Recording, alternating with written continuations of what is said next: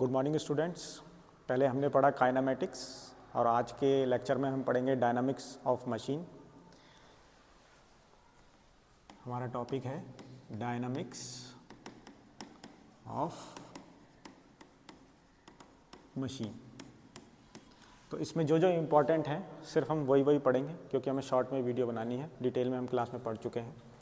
तो देखिए, कोई भी प्रॉब्लम जिसमें डायनामिक्स इंक्लूड है, मोशन इंक्लूड है, मास इंक्लूड है, इनर्शिया इंक्लूड है, उसको अपनी सिंप्लीफिकेशन के लिए हम डायनामिक्स से स्टैटिक प्रॉब्लम में कन्वर्ट करते हैं डी एलेम्बर्ट प्रिंसिपल से। किस प्रिंसिपल से? डी एलेम्बर्ट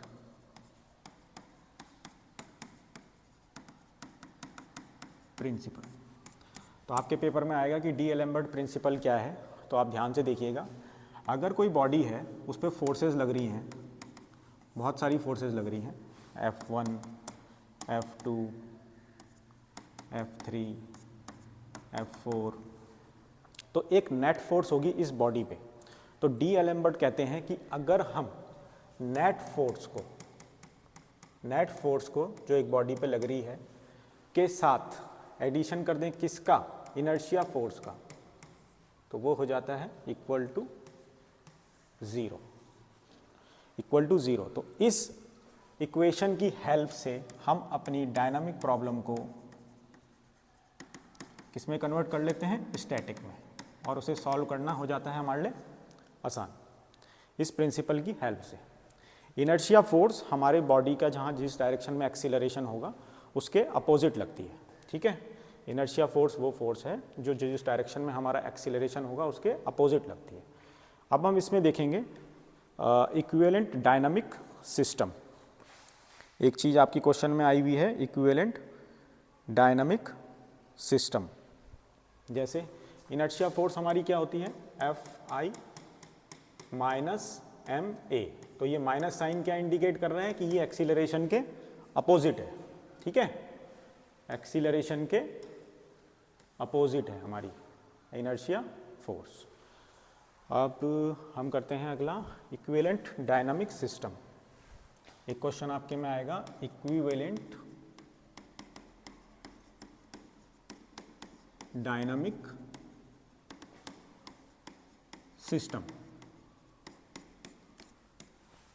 तो देखिए, जैसे हमारे पास कोई भी एक बॉडी है, अगर इस पूरी बॉडी का मोशन हो रहा है, इसको एनालिसिस करना है तो हमारे लिए थोड़ा डिफिकल्ट होगा। अगर हम इसी बॉडी को, पूरी बॉडी को जिसका मास m है, सेंटर ऑफ ग्रेविटी कोई यहाँ लाई कर रहा है इसका, ठीक है, k है इसका रेडियस ऑफ गायरेशन। अगर हम इस बॉडी को, इसको ले लीजिए आप ma, डिस्टेंस ले लीजिए a, इसको ले लीजिए b, डिस्टेंस ले लीजिए b। अगर हम इस पूरे सिस्टम को, इस पूरी बॉडी को इन दो पॉइंट्स में कन्वर्ट कर पाएँ, किन दो पॉइंट्स में, किन दो मासेस में? पॉइंट मासेस में ma और mb at a distance a and b। तो हम अपना जो ये है इक्विवेलेंट डायनामिक सिस्टम, इसको हमने दो पॉइंट मासेस में कन्वर्ट कर दिया। तो इसी को क्या बोलते हैं? Equivalent dynamic system. तो इससे हमारा क्या होगा? एनालिसिस आसान हो जाएगा। अब ये जो ऐसा हो पाए, इसके लिए हमारे पास तीन कंडीशन है जो कि आपकी फुलफिल होनी चाहिए। अगर वो कंडीशन फुलफिल हो गई तो ये कन्वर्ट हो जाएगा, और नहीं हुई तो नहीं होगी, ठीक है। तो पहली कंडीशन क्या है कि मास, जो इस बॉडी का मास है, वो आपके जो आपने दो मासेस लगाए हैं उन दोनों के इक्वल होना चाहिए, ma प्लस mb, ठीक है। दूसरा, इनका जो सेंटर ऑफ ग्रेविटी है वो वहीं लाई करना चाहिए जहां इस बॉडी का लाई कर रहा है। तो वो कंडीशन कब फुलफिल होगी? जब आपका ma dot a is equal to mb dot b होगा, ठीक है। तो ये हो गई आपकी सेकेंड इक्वेशन। तीसरा, मोमेंट ऑफ इनर्शिया दोनों का सेम होना चाहिए, दोनों बॉडीज का, क्योंकि डायनामिक प्रॉब्लम है और इनर्शिया इंक्लूड है, तो इनर्शिया भी हमारा सेम होना चाहिए। तो तीसरी कंडीशन क्या है? mk² is equal to ma mass of body a into a² plus mb b²। तो ये तीन आप इक्वेशन लिखेंगे, आपके पास ये क्वेश्चन आएगा, ये डायग्राम बनाएंगे और उसके बाद भी अगर आपको शो करना है कि मास ma कितना होगा, तो आप इस वाली इक्वेशन से mb की वैल्यू निकाल के यहाँ पुटअप कर देंगे, तो आपका फाइनली जो आएगा, मैं डायरेक्टली लिख रहा हूँ, ma आएगा m dot b by a plus b, ठीक है, m dot b by a plus b, ठीक है। और ऐसे ही एम बी आएगा m dot a by a plus b। ये आपके मासेस आ गए जो आप लगाएंगे, ठीक है। तो ये हमने कर दिया एक अपना dynamic equivalent dynamic system, convert कर दिया हमने उसे पॉइंट मासेस में अपने एनालिसिस को आसान बनाने के लिए। अब हम करेंगे अगला हमारा क्वेश्चन रहेगा, आपके पास आएगा, आपको डायनामिक एनालिसिस करना है। क्वेश्चन आएगा dynamic analysis of single slider mechanism.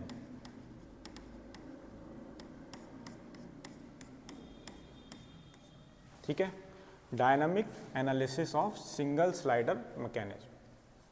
आपको पता है सिंगल स्लाइडर, हमने स्लाइडर बना दिया, ठीक है।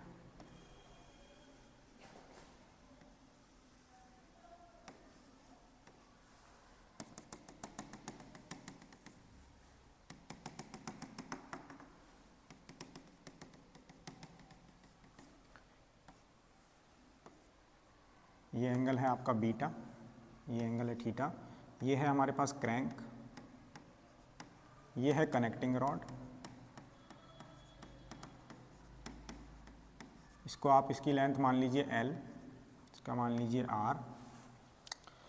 तो हमें क्या करना है, इसका डायनामिक एनालिसिस करना है, ठीक है।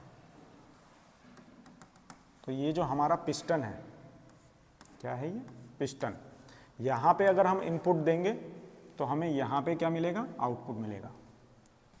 ये रोटेट कर रहा है, ये रेसिप्रोकेट कर रहा है, और यहाँ पे इनपुट देंगे तो यहाँ आउटपुट मिलेगा।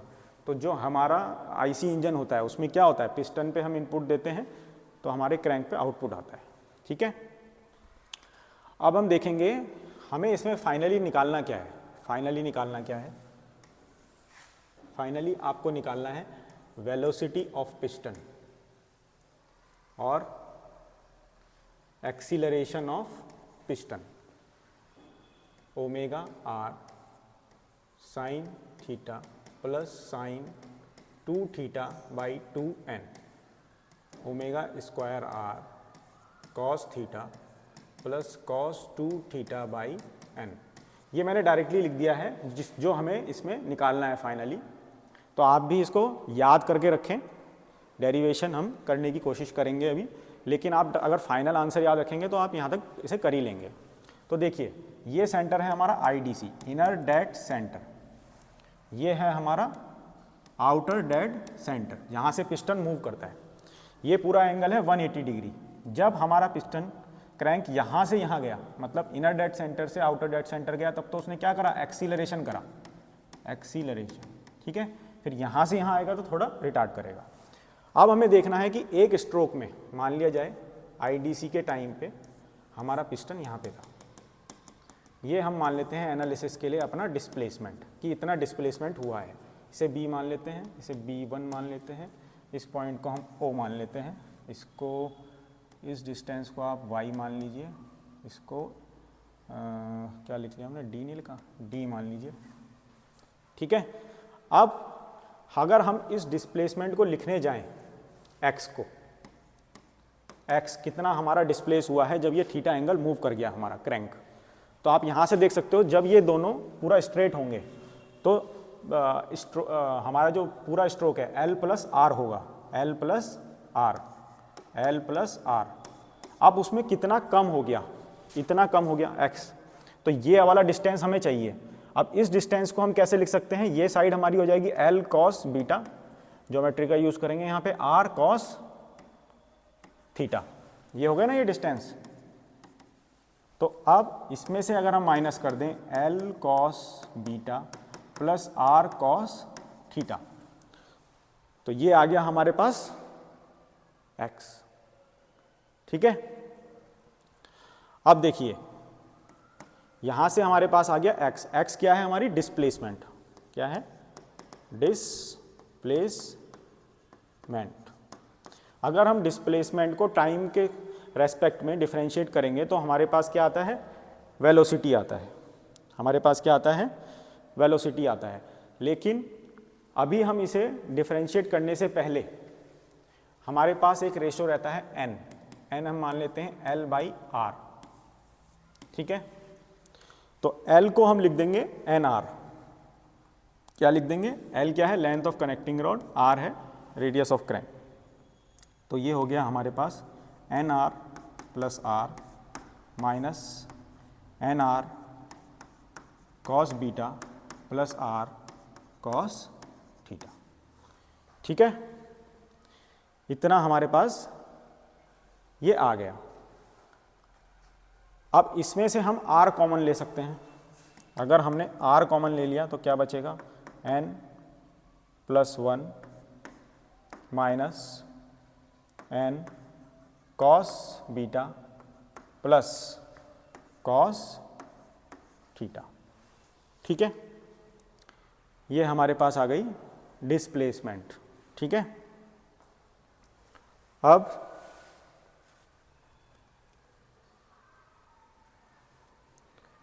cos बीटा आपको पता है, ये जो cos बीटा है इसको हम लिख सकते हैं। cos बीटा क्या होता है? √1 माइनस साइन स्क्वायर बीटा। अब साइन बीटा आप यहाँ से देखेंगे तो क्या आएगा? साइन बीटा हमारे पास आएगा y/l। ठीक है, y/l। अब इस y को हम लिख सकते हैं r साइन थीटा। क्या लिख सकते हैं? r sine theta by l। तो हमारे पास ये आ गया। तो अब इस cos बीटा की वैल्यू हम क्या पुट करेंगे? 1 minus r square sine square theta by l square. ठीक है, ये वैल्यू हम इसकी पुट करेंगे। इसको हम लिख सकते हैं l square by r square को n स्क्वायर। ठीक है, अगर जो हम मान लें कि n स्क्वायर बहुत ज़्यादा बड़ा है तो ये वाली टर्म हमारी 1 में रिड्यूस हो जाएगी। ठीक है, इसको हम आगे इसको रब कर देते हैं। तो फाइनली जब हम लिखने जाएंगे यहाँ से तो हमारे पास क्या बचेगा?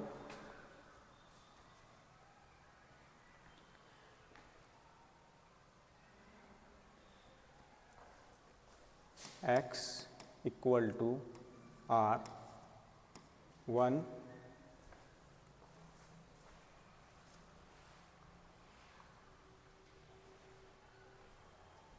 माइनस cos थीटा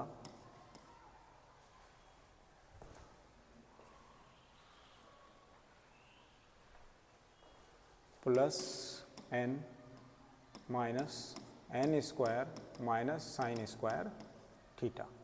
ये हमारे पास इक्वेशन बन गई डिस्प्लेसमेंट की। अब इसको जब हम डिफरेंशिएट करेंगे टाइम के रेस्पेक्ट में तो हमारे पास क्या आ जाएगा? वेलोसिटी। लेकिन हम इसे क्या करेंगे? ये हमारा फंक्शन है थीटा का, तो dx by D theta dot D theta by D T. तो ये टर्म तो हमारी क्या बन जाएगी? ओमेगा। तो दो चीज़ें तो आपकी बाहर आ गई, ओमेगा आर। अब आपको पता है आपका फॉर्मूला क्या है? ये। तो ये जो टर्म है आपकी, ये आपकी इस पूरे को डिफरेंशिएट करके आएगी। तो आपको डिफरेंशिएशन करना है। आप पहली बार डिफरेंशिएट करेंगे तब ये आएगी, अगली बार आप इसे फिर से डिफरेंशिएट करेंगे तो आपके पास ये इक्वेशन आएगी। ठीक है, तो आप इनको याद भी रखिएगा, इसको डिफरेंशिएट कर लीजिएगा। ये हाफ हो जाएगा, माइनस हाफ नीचे आ जाएगा, फिर हम n स्क्वायर को बहुत ज़्यादा लार्ज कंसीडर कर लेंगे तो ऊपर वाली टर्म रिड्यूस हो जाएगी जीरो के। तो इस तरह से कर करके ये जो है हमारे पास फाइनली ये आंसर मिलेगा। ठीक है, हम पूरा सॉल्व नहीं कर रहे हैं, आप इतना सॉल्व करके भी डायरेक्टली आंसर भी लिख देंगे तो भी चल जाएगा काम, ठीक है। अब हम चलते हैं अपने नेक्स्ट टॉपिक की तरफ, force analysis of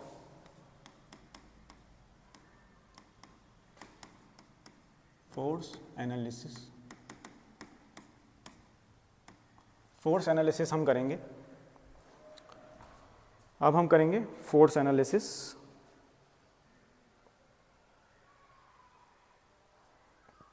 IC engine का, रेसिप्रोकेटिंग इंजन का, force analysis of reciprocating engine. फिर से हम वही करेंगे, पिस्टन सिलेंडर बनाएंगे,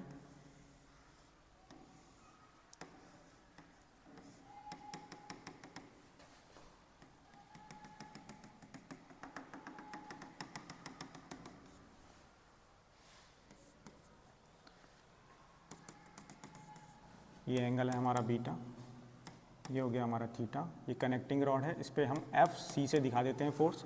अब देखो यहाँ पे हमारे पिस्टन पे जो गैसेस बर्न हो रही हैं उनकी फोर्स लग रही है, तो अगर हम फोर्स एनालिसिस का बैलेंस करेंगे तो हम इसे मान लेते हैं एफ पी।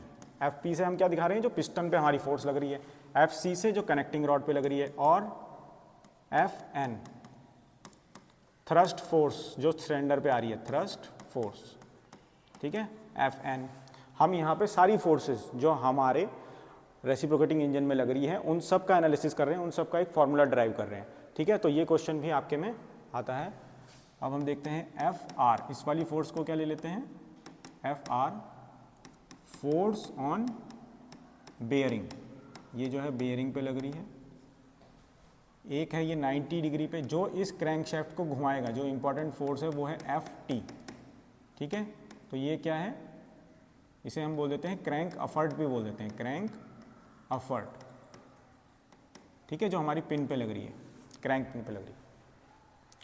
अब इस वाली फोर्स को हम आगे बढ़ा लेते हैं, तो ये तो हमारी हो गई एफ सी। अगर हम इस एंगल को देखें तो ये एंगल क्या हो जाएगा, थीटा प्लस बीटा, ज्योमेट्री से एक्सटर्नल एंगल जो होता है अपोजिट इंटीरियर एंगल्स का सम होता है, तो वो प्रॉपर्टी हमने यहाँ पे लगा दी। अब हमने देख लिया फोर्सेस, एफ पी क्या है, जो पिस्टन पे फोर्स लग रही है, एफ एन जो थ्रस्ट फोर्स लग रही है सिलेंडर पे, एफ सी कनेक्टिंग रॉड पे फोर्स लग रही है, एफ टी क्रैंक अफर्ट, और एफ आर क्या है, फोर्स ऑन बेयरिंग्स।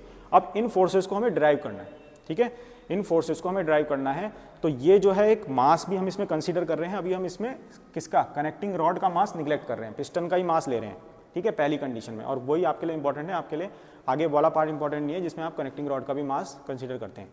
तो देखिए हमारे पास जब ये पिस्टन मूव कर रहा है इधर से इधर, जब ये एक्सीलरेशन कर रहा है 0 से 180 डिग्री, IDC से ODC, ठीक है, तो जब एक्सीलरेशन कर रहा है तो उस समय अपोज में क्या लगेगी, इनर्शिया फोर्स लगेगी। दूसरा और कौन सी फोर्स लगेगी, फ्रिक्शन फोर्स लगेगी। तो F से हमने दिखा दिया फ्रिक्शन फोर्स, I से हमने दिखा दिया इनर्शिया फोर्स। ये हमारा हॉरिजॉन्टल सिलेंडर है। अगर ये हमारा वर्टिकल सिलेंडर होता तो एक कंपोनेंट कौन सा आ जाता, मास ऑफ पिस्टन भी आ जाता, जो कि ऐड होता है इसमें, ठीक है। तो अभी हम हॉरिजॉन्टल का ही देख रहे हैं।